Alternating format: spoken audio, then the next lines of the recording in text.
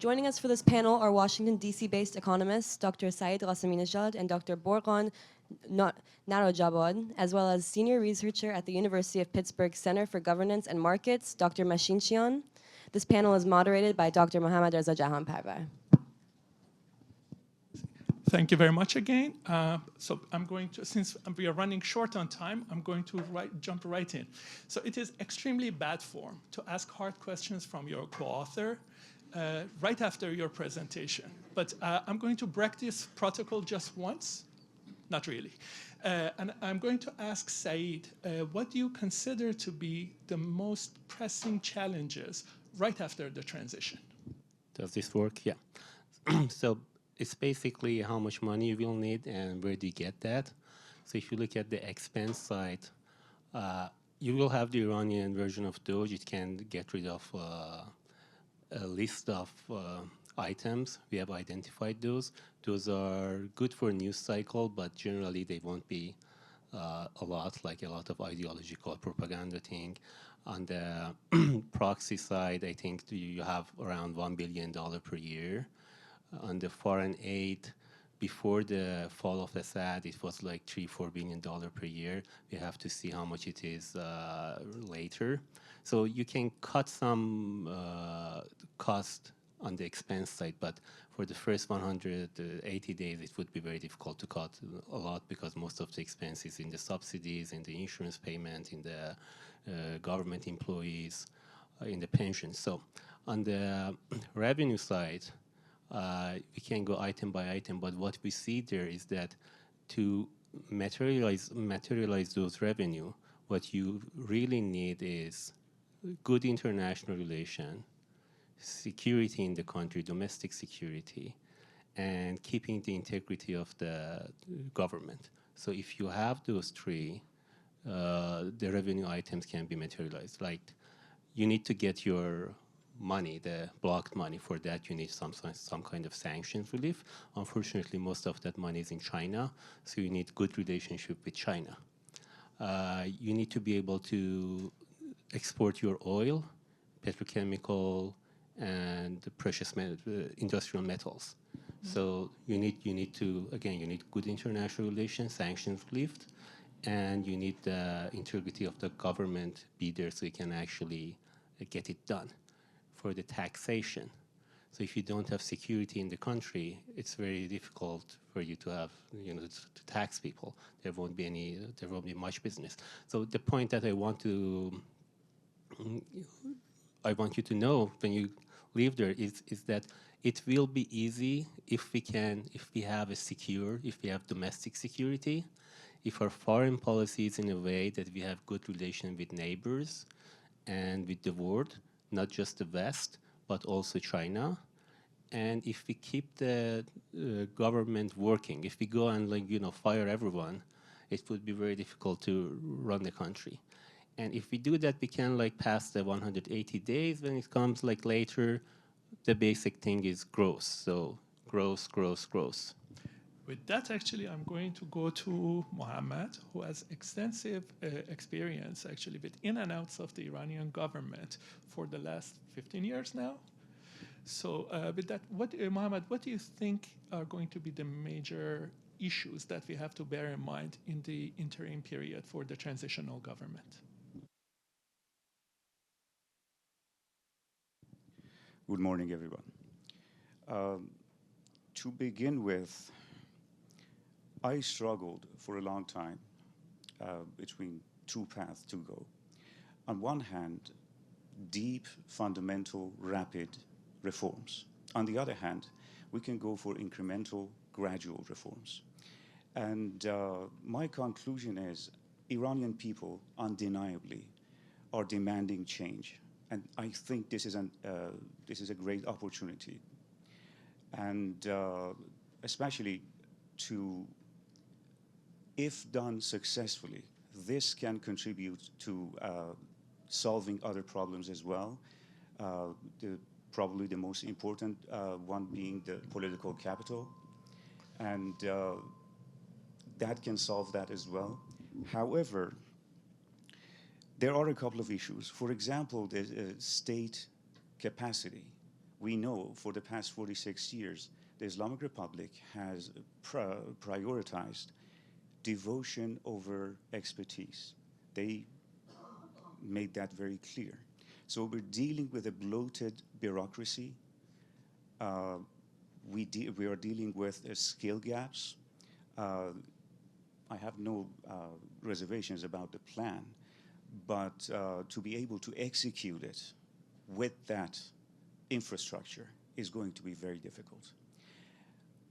At the same time, there's another problem as well. Budget. Most economic issues and many other issues in Iran come down basically to budget. At the same time, budget, basically improving budget or proposing a budget is a very political act. With every decision, you're creating friends and enemies. There will be losers and winners. There's no avoiding it. And there will be resistance. And even the Islamic Republic, despite however unhinged they may be, they have been trying to reform certain aspects of the economy, especially for the past 5-6 years. They have, and they already have some of the state institutions basically on board, at least in theory, but they haven't been able to really push many of these policies. So it's not going to be, even they haven't been able to successfully implement it. So my conclusion is it's not going to be easy, really. And I'll leave you there, I guess. Well, with this severe constraint of state capacity in Iran, I'm going to ask Borghan, what are your concerns for the long term? And what do you think are going to be important issues that require further thought and further discussion within the group and, like, you know, outside, with output from outside the group, input from outside the group? What do you think we should be thinking about for the long term? Thank you. Thank you very much. So I'm going to build upon what Mohammad hinted at. So it's evident that Iran's economy needs urgent sweeping reforms. For the past 2 to 3 decades, basically experts have been debating various economic reforms, but most of these discussions have failed to translate to any meaningful policy changes. And in cases that we have seen these reforms being implemented, such as the now infamous so-called direct subsidy reform. In fact, their execution was so drastically altered that the outcome often contradicted the original intent of those reforms.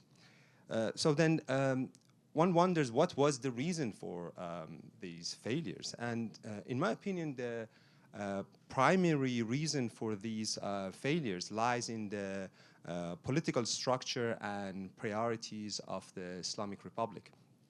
So moving forward, basically any effort to design and implement successful reform will depend on the authority granted by a constitutional mandate and the priorities set by Iran's future political framework.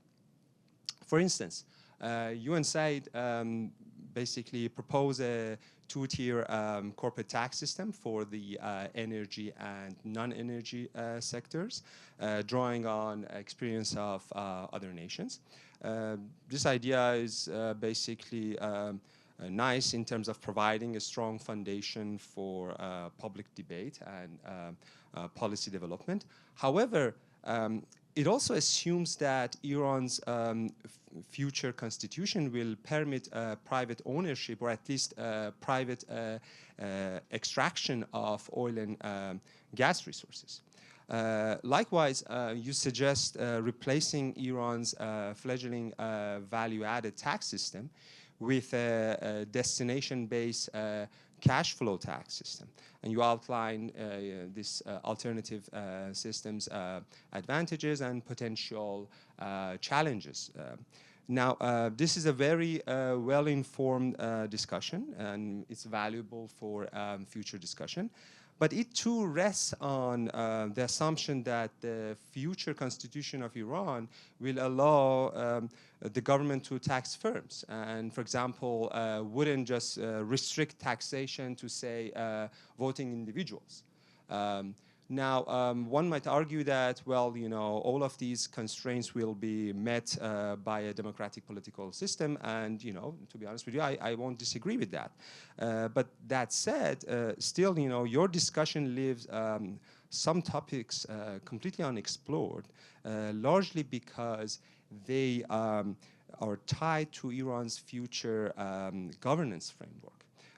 For example, if you think about sort of municipalities, municipalities could potentially serve as semi-independent fiscal authorities. And you know, the services they provide could extend the traditional services that they are providing now, and for example, include like education or even some levels of public safety nets. Yet the questions about their taxing authorities, their sort of ability to issue debt, or the level of their fiscal dependency on the central government, they are all, you know, require further exploration. And obviously, these issues are largely connected to what type of broader design for a democratic future in Iran we have in mind.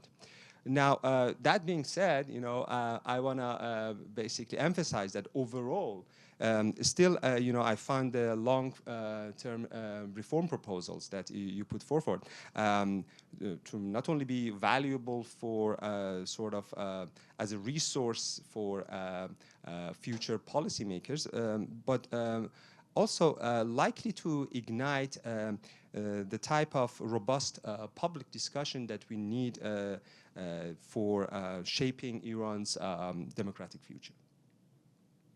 Well, thank you very much, all three of you. With that, we are going to wrap up the budget. I know we know that we are over time, and we pass on to the next discussion. Thank you very much.